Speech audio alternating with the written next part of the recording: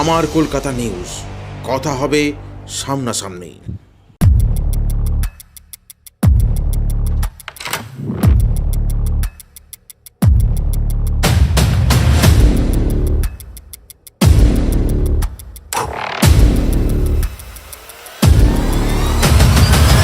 মাঝপথে বন্ধ হয়ে গেল সেতু তৈরির কাজ। সমস্যায় পড়েছেন হাজার হাজার সাধারণ মানুষ। ঘটনাটি হুগলির খানাকুল ২ নম্বর ব্লকের নতিবপুর ২ নম্বর গ্রাম পঞ্চায়েতের মুন্ডেশ্বরী নদীর উপর সেতু বন্ধ হয়ে গেল। কিন্তু সেতু কেন বন্ধ হলো? ধোঁয়াশা তৈরি হয়েছে সাধারণ মানুষের। জানা যায়, প্রতি বছরই বন্যার জলে বাঁশের সেতুটি ভেঙে যায়। বেশ কিছুদিন পর নদীতে জল কমে যাওয়ার পর নতুন করে তৈরি করার উদ্যোগ নেয় প্রশাসন। রীতিমতো কাজ শুরু করলেও বেশ কিছুটা সেতু তৈরি হলেও তা বন্ধ হয়ে যায়। এর ফলে নিত্যযাত্রীদের দুর্ভোগের শিকার হতে হচ্ছে। তাদেরকে বহুদূর দিয়ে যাতায়াত করতে হচ্ছে। কেউ কেউ নদীর উপর দিয়ে কোনো রকমের জীবনকে হাতে নিয়ে যাতায়াত করছেন। এই ঘটনাকে কেন্দ্র করে ক্ষোভে ফুঁসছেন সাধারণ মানুষ। স্থানীয় বাসিন্দারা জানান, খানাকুলের একাধিক জায়গায় বাঁশের আবার কোথাও বা কাঠের সেতু দিয়ে যাতায়াত করতে হয়। দীর্ঘ কয়েক বছর কেটে গেলেও কোথাও কংক্রিটের তৈরি করতে পারেনি প্রশাসন। কিন্তু এই সেতুটির ভেঙে গিয়েছিল। তার কাজ শুরু হয়েও মাঝপথে আটকে রয়েছে। কিন্তু কেন তার বন্ধ করে দিল প্রশাসন, সে নিয়ে তাদের মধ্যে ধোঁয়াশা তৈরি হয়েছে। যদি এভাবে বন্ধ করে দেয় কাজ, তাহলে যাতায়াতের সমস্যা বাড়ছে। এমনকি এই রাস্তা দিয়ে স্কুলে ছেলেমেয়ে থেকে অফিসের যারা কাজকর্ম করে তাদেরকেও দুর্ভোগের শিকার হতে হচ্ছে। তাই অবিলম্বে সেতুটি তৈরি করার দাবি জানিয়েছেন প্রশাসনকে। সব মিলিয়ে এখন দেখার প্রশাসন কেন বন্ধ করল সেতু তৈরি করার কাজ মাঝপথে। তাহলে কি কথা ওই সেতুতে দুর্নীতি হচ্ছিল, সেই প্রশ্নই তুলছেন আমজনতা।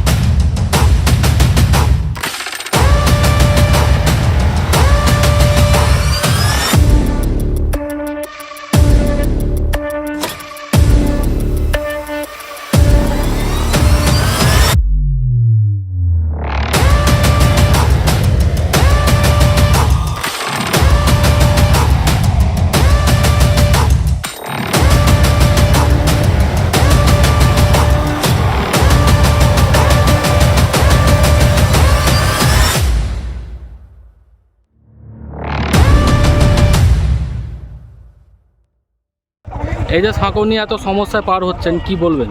কিন্তু বহুত কষ্ট, জায়গার খারাপই আছে তো এই সাঁকোতে। এই তো আমি আসছি অন্য জায়গা থেকে আসছি ধরতে গেলে আমার বাসদুপুর বাজার, উলুবেড়িয়া। তো এই পরিস্থিতিতে হতে গিয়ে নামবার পথে একটু ভালো করলে তো সুবিধা হয়। কতদিন ধরে এই সমস্যা চলছে? কদিন ধরে আমি ফার্স্ট টাইম এই জায়গায় এলাম, দেখে আমার তো জানি দিদি একটা ভয় এসে গেল। হ্যাঁ, আরও অসুবিধা হবে। আরেকটা অভিযোগ উঠেছে এখানকার প্রধান নাকি বারণ করেছে, কি বলবেন? এটা আমার প্রধান বারণ হচ্ছে, ওইটার বিষয়ে আমি বলতে পারছি না, ঠিক আছে? আমি অন্য জায়গায়, কিন্তু আমি দেখে দৃশ্যটা দেখলাম, এরকম পরিস্থিতি হয়ে আছে।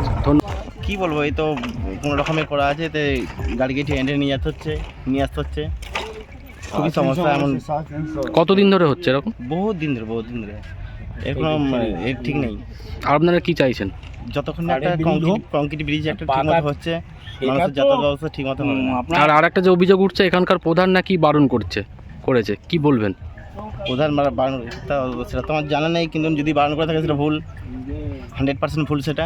কিন্তু কংক্রিট ব্রিজ যতক্ষণ না হচ্ছে, মানুষের যাতায়াত ব্যবস্থা, সামনেই বাজার, মানুষকে যেতে আসতে হচ্ছে, এই বালি পেরিয়ে হেঁটে যেতে হচ্ছে। এই আমি গাড়ি নিয়ে যাবো, আমাকে হেঁটে যেতে হবে। খুবই সমস্যার মধ্যে সাধারণ মানুষ। ধন্যবাদ। সমস্যা চিরকালের, হয়তো নতুন নয়। প্রত্যেক বছরই বন্যা হয়, প্রত্যেক বছরই পোল ভেঙে যায়, ভোগান্তি মানুষের পারাপার হতে।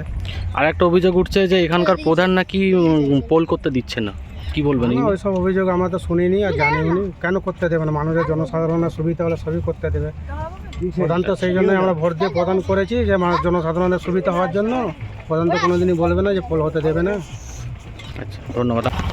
নিশ্চয়ই হবে আগামী দিনে। দেখুন, আমি সর্বদাই মানুষের পাশে থাকি। মানুষের কাজ করার সময় বন্যাতেও আমি ছুটে গেছি, নিজের অর্থ থেকে আমি ভোট চালিয়ে ওখানে মানুষকে পরিষেবা দিয়েছি। আজকে যে নতুপুট্টু প্রধানের নামে বলছে যে বলছে কতটা আমি অতটা গুরুত্ব দিতে চাইনি, কিন্তু ভিতরের তো যে বলেছে সে কোনো ঘাটের মালিকই নয়, কিছু নয়, সে কিছু জানেই না ঘাট সম্বন্ধে। আমরা ঘাটের মালিক এখনও এবছরের কোনো নাকি ডাক আছে যেটা 2,20,000, সেটা এখনও জমাই দেয়নি আমার কাছে যতদূর খবর আছে। তারপরে ওরা ঘাট পরিষেবা দিতে পারছে না, সেই হিসাবেই আমি চেয়েছিলাম যখন ওরা বলেছিল যে ঘাট বানাবো, আমি বলেছিলাম যে যেহেতু আমাদের নথিপুর অঞ্চলের সব কাঠের সেতু আছে, আমি কাঠের সেতুটা চাইছিলাম যে কাঠের খুঁটি হোক। এই হিসাবে ওনারা আমার নামে মিথ্যা অপপ্রচার করছে। শুধু নথিপুর নয়, এগুলো তো ব্রিজ বলা যায় না, এগুলো বাঁশের সাঁকো। এই ধরনের বাঁশের সাঁকো তো আসলে কিন্তু কাগজে কলমে এগুলো ফেরিঘাট। খানাকুল 2 নম্বর ব্লকের মধ্যে জেলা পরিষদ, পঞ্চায়েত সমিতি, পঞ্চায়েত, এই সাবলসিংপুর পঞ্চায়েতে 2টো ঘাট আছে। এই ঘাটগুলো ফেরিঘাটের নামে ডাক হয়, টেন্ডার হয়, বেশ কিছুদিন ধরে চলে আসছে, প্রায় দীর্ঘ 12-13 বছর ধরে এটা আমরা দেখে আসছি যে এই ঘাটের নামে 2 লাখ 3 লাখ টাকায় ডাক নেওয়া হয়, আর সেই ঘাটটা নিলামে বিক্রি করে 30-40 লাখ টাকা দিয়ে। আর মানুষের ওপর যে জুলুমটা আসে, একটা 4 চাকা গাড়ি পার হলে তার 35 টাকা, 70 টাকা, কোথাও 40-80 টাকা টোল নেওয়া হয়। এটা আমাদের হাই রোডের টোলের থেকেও টোল ব্যবস্থা বেশি। আপনার পলাশবাড়ি থেকে যদি রাজাহাটি যেতে হয় বা খানাকুল যেতে হবে, আপনাকে 4 চাকা নিয়ে যদি একটা লোক যায়, আত্মীয়ের বাড়ি মুমুসুরকেও যদি নিয়ে যায়, তাহলে তার 250 টাকা খরচা হবে, 250 টাকা তেল লাগবে না। যেটা নথিপুরে ঘটেছে, আমি ভালো করে খোঁজ নিয়েছি, এখানকার জেলা পরিষদ মেম্বার হিসেবে আমার দায়িত্ব ছিল। জেলা পরিষদে যে ডাকটা হয়েছিল নথিপুরে 2,20,000 টাকা, কিন্তু ওই 2,20,000 টাকা ওরা জমা দেয়নি। দীর্ঘদিন জমা দেওয়ার জন্য ডেপুটি সেক্রেটারি ওদের বারবার চিঠিও করেছে, ওরা টাকা জমা দেয়নি। তারপরে বাঁশ দিয়ে কোনো ক্রমে একটা সাংঘাতিক সাঁকো বানায়, যেখান দিয়ে যেতে গেলে যে কোনো রকম বিপদ ঘটতে পারে। এই বিপদের হাতে বাঁচানোর জন্য লাস্টবার যখন আবার করতে চেয়েছিল, আমি মাননীয় পঞ্চায়েত প্রধান যিনি আছেন সুভাষ হাজরা নথিপুর 2-এর, তাকে বলেছিলাম তুমি গিয়ে কথা বলবে যে অন্তত ওটা যেন সংরক্ষণ 2-1টা বাতি কাঠ ব্যবহার করে, কারণ ওর উপর দিয়ে বাঁশের সাঁকোয় বহু গাড়ি পড়ে গেছে, এর আগে অতীত ইতিহাস খুব খারাপ।